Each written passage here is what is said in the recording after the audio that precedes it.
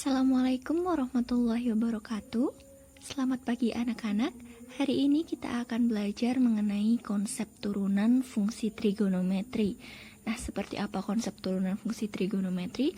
Mari simak penjelasan lebih lanjut ya.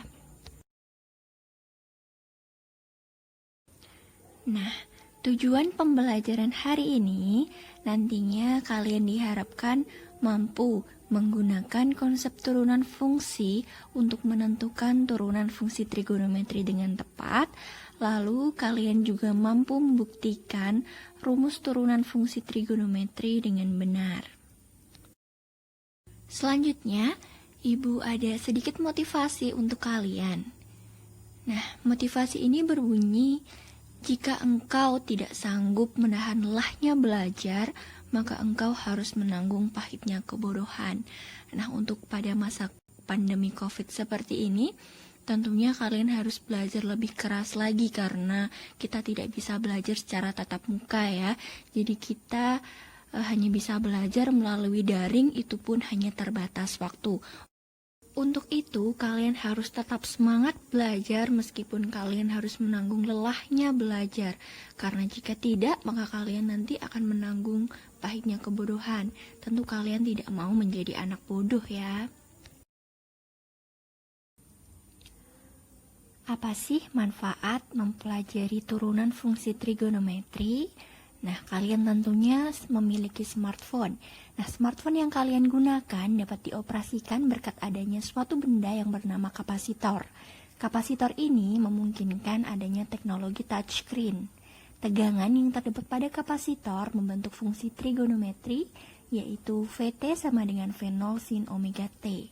Kuat arus pada kapasitor tersebut selaras dengan rumus I sama dengan C kali dV per dt. Nah, rumus I sama dengan C kali dV per dt ini merupakan salah satu contoh dari turunan fungsi trigonometri. Dalam hal ini jelas bahwa konsep turunan fungsi trigonometri juga berguna pada smartphone yang kalian gunakan saat ini. Masih ingatkah kalian mengenai konsep turunan fungsi yang pernah kalian pelajari sebelumnya? Coba ingat kembali mengenai nilai sin, cos, dan tan untuk sudut-sudut istimewa 0 derajat, 30 derajat, 45 derajat, 60 derajat, dan 90 derajat. Lalu ingat kembali juga mengenai identitas trigonometri serta rumus-rumus trigonometri. Karena nantinya kita akan menggunakan identitas trigonometri dan rumus-rumus ini untuk mengerjakan turunan fungsi trigonometri yang akan kita pelajari pada hari ini. Tentunya kalian ingat bahwa turunan fungsi fx diperoleh dari konsep f aksen x sama dengan limit h mendekati 0 untuk fx plus h dikurangi fx per h. Nah, jika u dan v adalah fungsi-fungsi dalam variabel x dengan k adalah konstanta, maka berlaku sifat-sifat sebagai berikut. Nah, yang pertama, jika y sama dengan k dikali u, maka turunan y adalah k dikali turunan u. Nah, begitu selanjutnya seperti yang sudah kalian pelajari sebelumnya, coba diingat kembali, karena nanti kita juga akan menggunakan sifat-sifat ini untuk turunan fungsi trigonometri.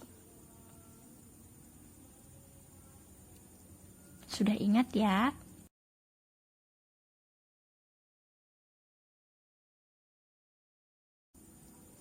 Untuk mengerjakan turunan fungsi trigonometri nanti, kita juga akan memanfaatkan aturan rantai seperti yang sudah kalian pelajari pada turunan fungsi biasa. Nah, di sini rumusnya tetap sama, di mana jika kita mempunyai suatu fungsi y sama dengan fux, maka turunan y adalah y aksen sama dengan dy per dx, dengan turunan rantainya membentuk dy per du dikali du per dx. Selanjutnya nanti kita juga akan mempelajari tentang turunan kedua dari fungsi trigonometri. Dengan turunan kedua dilambangkan dengan f double aksen x. Jadi kita punya fungsi fx, kita turunkan, lalu kita turunkan kembali. Seperti itu ya. Nah, itu tadi adalah konsep-konsep turunan fungsi yang sudah kalian pelajari. Lalu bagaimana dengan turunan pada fungsi trigonometri? Coba kita simak lagi penjelasan lebih lanjut ya. Seperti yang sudah Ibu jelaskan tadi, bahwa turunan fungsi f(x) diperoleh dari konsep f aksen x sama dengan limit h mendekati 0 untuk f(x plus h dikurangi f(x) dibagi dengan h. Lalu, jika kita mempunyai fungsi f(x) sama dengan sin x, maka berapa f aksen x? Kita tulis f aksen x sama dengan limit h mendekati 0 untuk f(x plus h dikurangi f(x per h.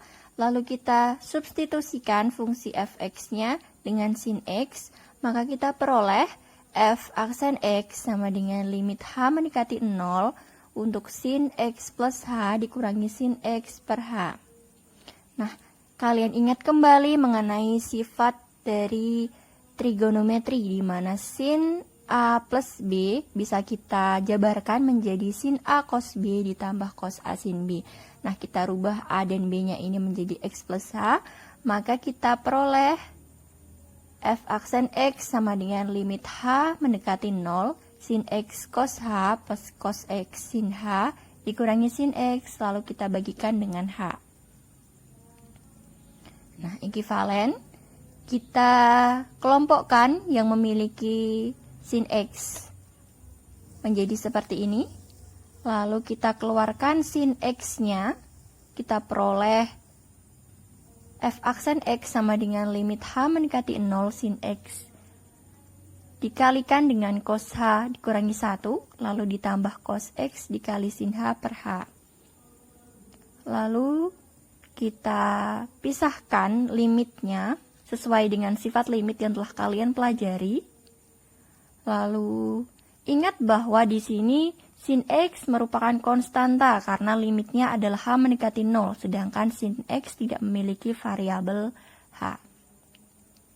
Nah, hal ini berlaku juga untuk cos x. Maka di sini cos x juga merupakan konstanta, bisa kita keluarkan dari limitnya menjadi seperti ini.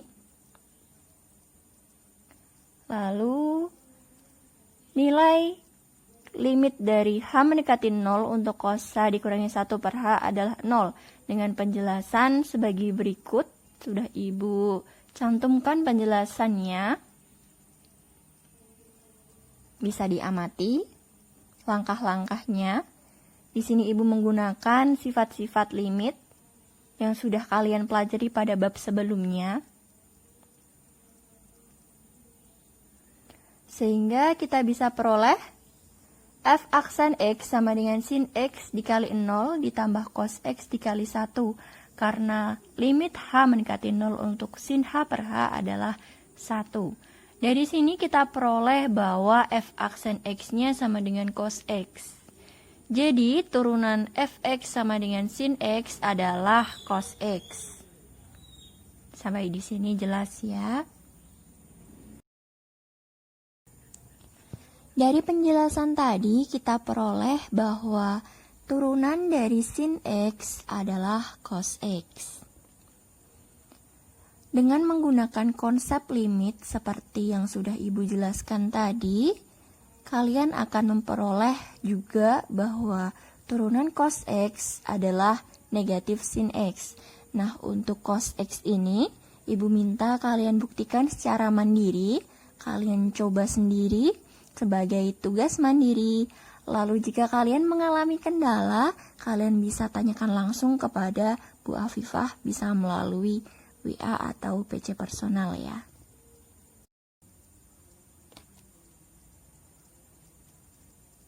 Lalu, bagaimana dengan fungsi tan X, kotan X, sekan X, dan kosekan? Bagaimana cara menyelesaikan turunan fungsi trigonometri yang lain juga?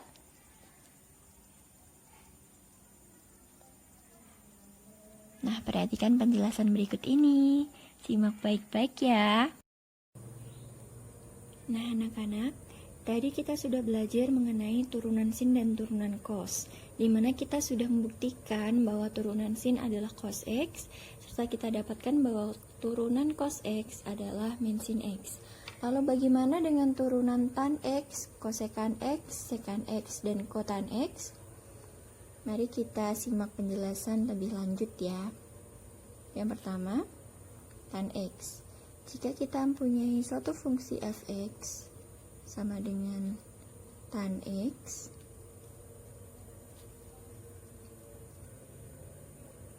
maka berapa f aksen X-nya? Nah, di sini coba ingat kembali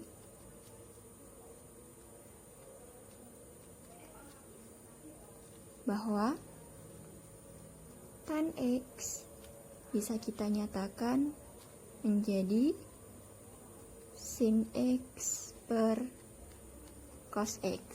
Nah, di sini jelas bahwa bentuk sin X per cos X adalah pembagian. Maka nantinya kita akan menggunakan rumus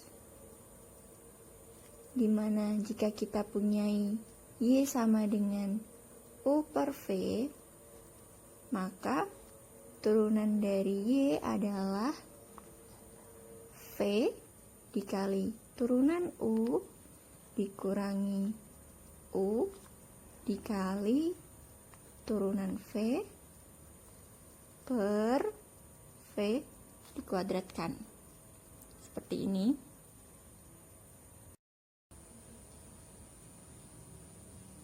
Lalu di sini kita punya U adalah sin X dan V adalah cos X. Untuk lebih memudahkan kalian, bisa ditulis kembali di mana U-nya adalah sin X dan V-nya adalah cos X.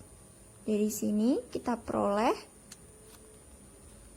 U aksennya adalah cos X dan V aksennya adalah min sin X. Nah, kita sudah punya U, V, U aksen, dan V. Sekarang kita tinggal substitusikan ke persamaan ini. Namun sebelumnya, kita tulis dulu ya F aksen X-nya. Kita tulis kembali rumusnya.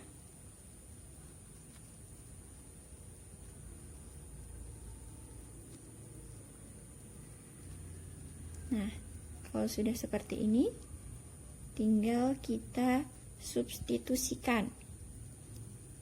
V-nya adalah cos X,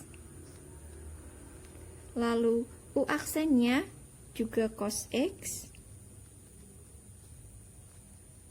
lalu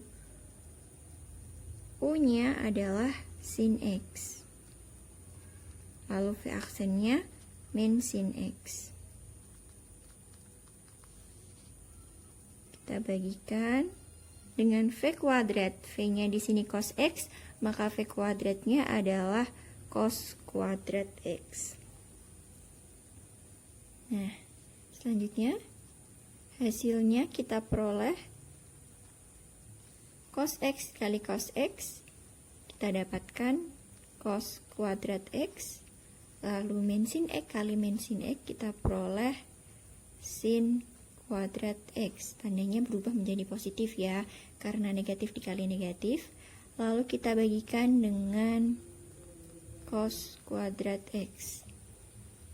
Nah, kita sudah peroleh seperti ini. Kemudian Ibu ganti halaman ya. Nah, di sini Ibu sudah menuliskan langkah terakhir tadi yang sudah kita peroleh. Tadi kita peroleh F aksen X sama dengan cos kuadrat X ditambah sin kuadrat X per cos kuadrat X. Nah, coba dilihat pembilangnya. Kita punya pembilang cos kuadrat X ditambah sin kuadrat X. Ingat kembali rumus trigonometri bahwa kita punya sin kuadrat X ditambah cos kuadrat X, maka hasilnya adalah 1. Nah, dari sini bisa kita ganti sehingga hasilnya menjadi 1 per cos kuadrat X. Nah, sekarang kita punya bentuk 1 per cos kuadrat X. Bagaimana selanjutnya? Coba Ibu beri waktu untuk berpikir. 1 per cos X bisa dirubah menjadi bentuk apa? Ada yang ingat? Jadi di sini Ibu punya 1 per cos X. 1 per cos X ini bisa dirubah menjadi secant X. Seperti itu. Lalu di sini Ibu punya 1 per cos kuadrat X. Bagaimana hasilnya? Gampang saja, tinggal dikuadratkan sekannya. Bu, kenapa kok dikuadratkan? Asal-muasalnya bagaimana? Ibu jelaskan lagi. 1 per cos kuadrat X. Ingat bahwa jika kalian mempunyai pecahan, misalnya kalian punya 1 per 2 kuadrat. Nah, di sini hasilnya adalah 1 per 4. Nah, 1 per 4 ini setara dengan 1/2, lalu Ibu kuadratkan. Seperti ini, kalian masih ingat ya? Nah, hal ini berlaku juga untuk 1 per cos kuadrat X. Jadi bisa kita tulis 1 per cos X kita kuadratkan. Karena di sini 1 pangkat berapapun hasilnya adalah 1. Lalu ekivalen dengan, tadi kita sudah tahu bahwa 1 per cos X adalah secant X, maka kita bisa langsung tulis di sini, kita ganti dengan secant X, kita kuadratkan seperti ini ya. Nah, secant X kita kuadratkan ini bisa juga kita tulis menjadi secant kuadrat X. Nah, dari sini kita sudah peroleh bahwa jika fx-nya adalah tan X, maka f aksen X-nya adalah secant kuadrat X. Nah, dari sini kalian sudah mendapatkan satu lagi pembuktian. Kalian sudah punya satu lagi rumus bahwa fx sama dengan tan X adalah secant kuadrat X. Seperti ini. Kalian sudah punya 3 bentuk. Sekarang bagaimana dengan turunan kosekant X, secant X, dan kotan X?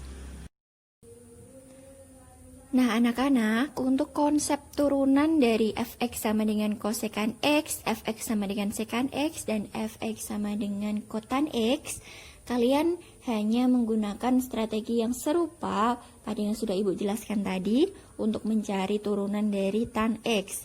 Hanya saja kalian harus mengingat strategi bahwa kosekant X sama dengan 1 per sin X, secant X sama dengan 1 per cos X, dan kotan X sama dengan cos X per sin X. Maka nanti ketika kalian akan mensubstitusikan nilai U aksen, V, dan V aksen, yang kalian substitusikan adalah bentuk yang ada unsur sin atau cos di sini, bukan bentuk aslinya ini ya. Nah, kalian bisa coba sendiri. Ibu akan berikan hasilnya saja, karena nanti kalian tidak akan berbelit-belit pada konsep ini, langsung ke hasilnya saja.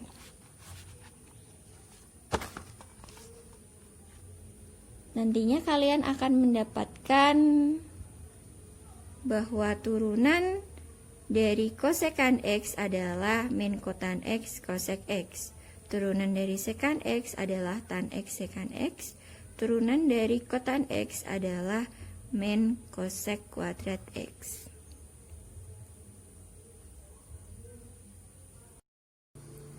Sebenarnya anak-anak, kalau kalian cermati bentuk dari turunan ini itu berpola.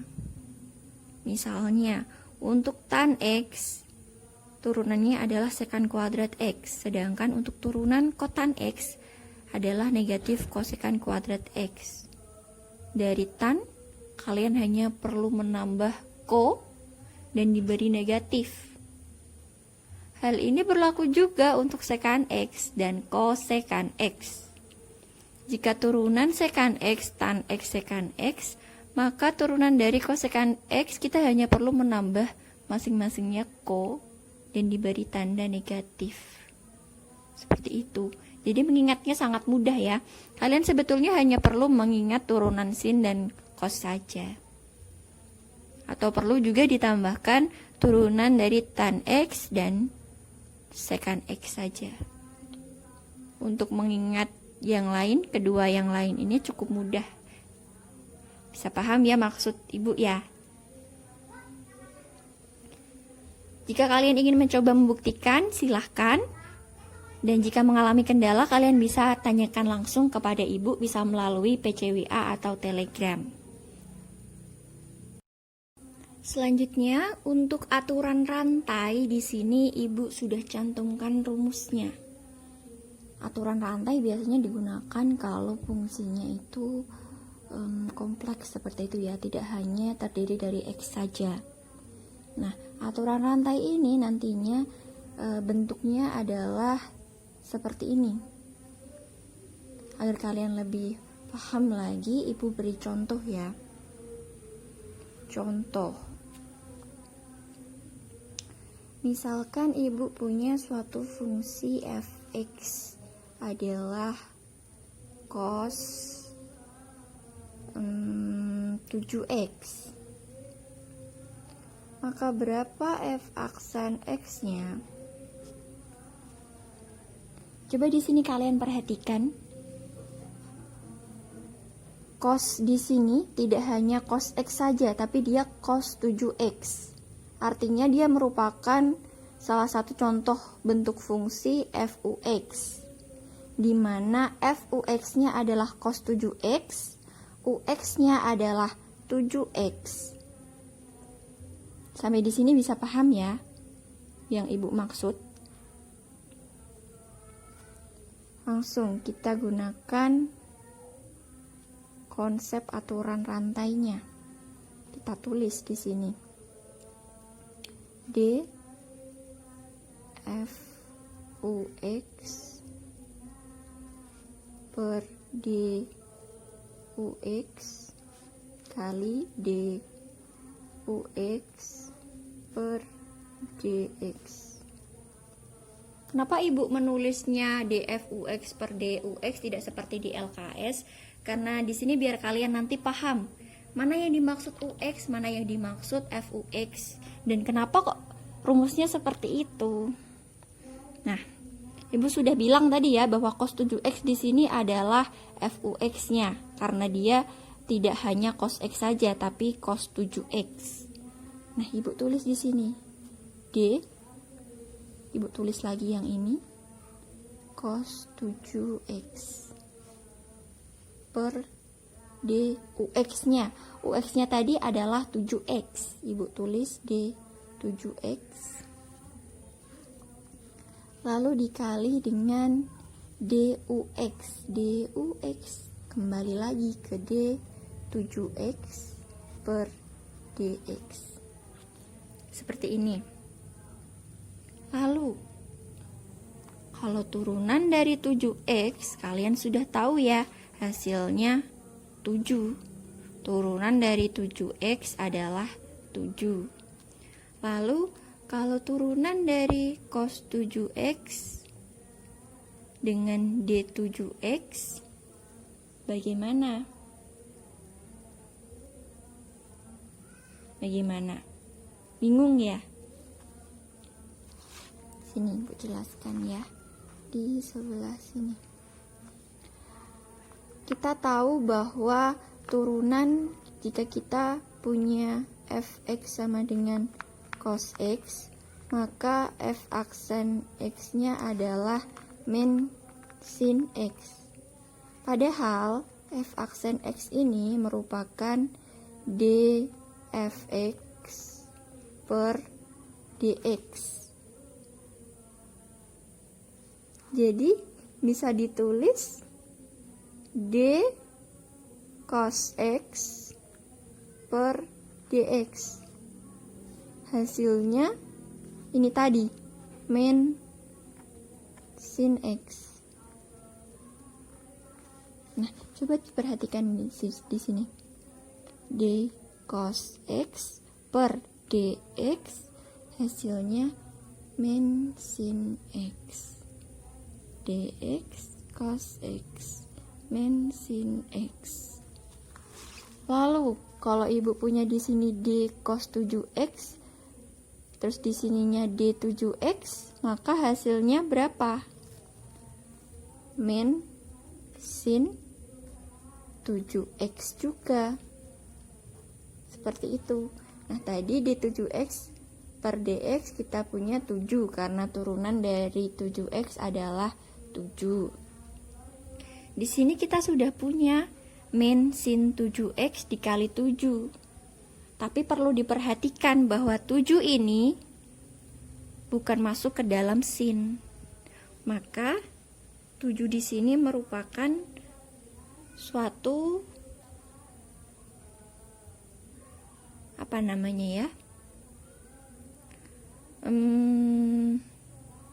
koefisien dari sin. Jika sinnya variabel, maka 7-nya adalah koefisiennya. Jadi kita bisa tulis min 7 sin 7x. Seperti ini. Bisa menangkap apa yang ibu maksud? Gimana? Masih bingung? Ibu beri contoh lagi ya. Ini tadi contoh 1. Lalu ibu punya contoh 2. Misalnya di sini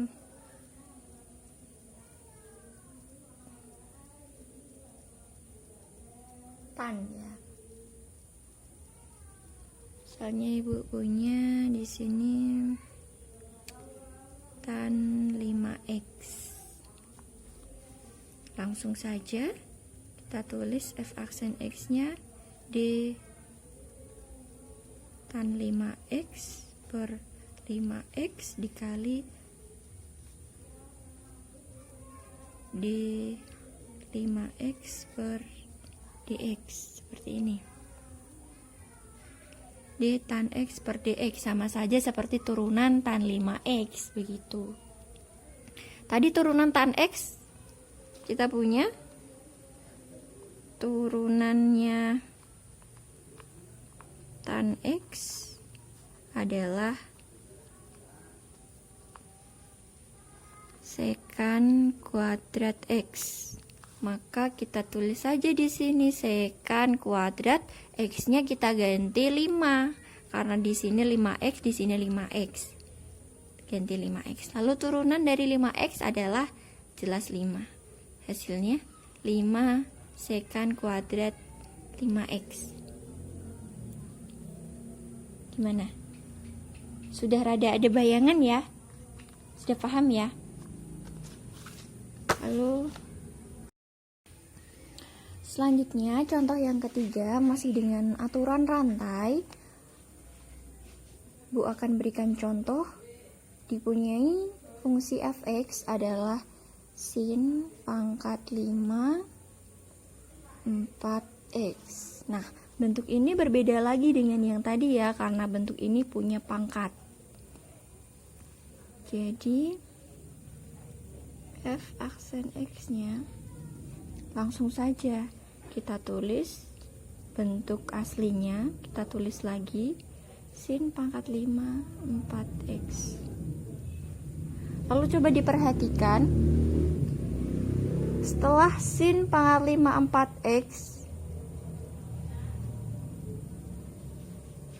yang paling kompleks di sini adalah angka 5 ini, pangkatnya. Jadi kalau turun level berarti di sini kita hilangkan pangkatnya. Jadinya hanya sin 4x saja. Ini tuh seperti apa ya?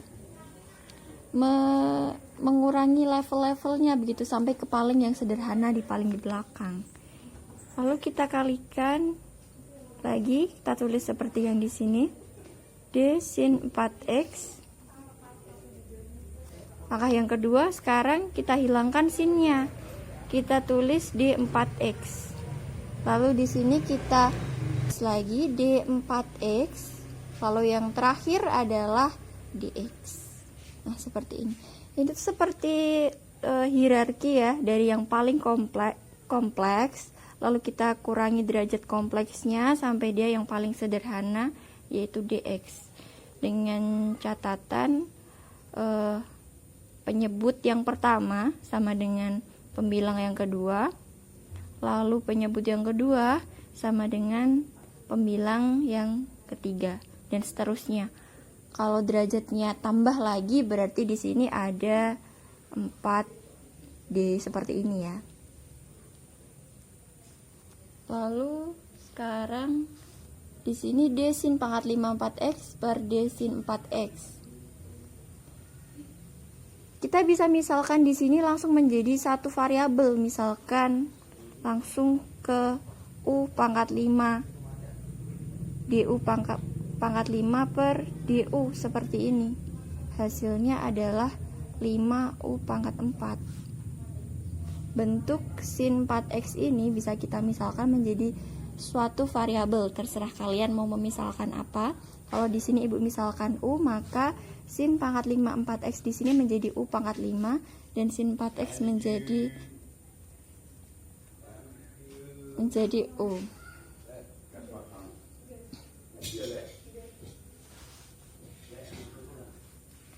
Hasilnya yaitu 5 sin pangkat 4 4x. Karena derajatnya di sini dikurangi 1. Lalu sin 4x per D4x, hasilnya turunan sin tadi adalah cos ya, maka cos 4x. Lalu turunan 4x adalah 4. Nah, di sini kita tinggal mengalihkan saja. 5 dikali 4 20 sin pangkat 4 4x dikali cos 4x. Seperti itu ya. Sekian penjelasan dari Ibu. Terima kasih atas perhatian kalian semua. Semoga kalian bisa memahami apa yang Ibu sampaikan.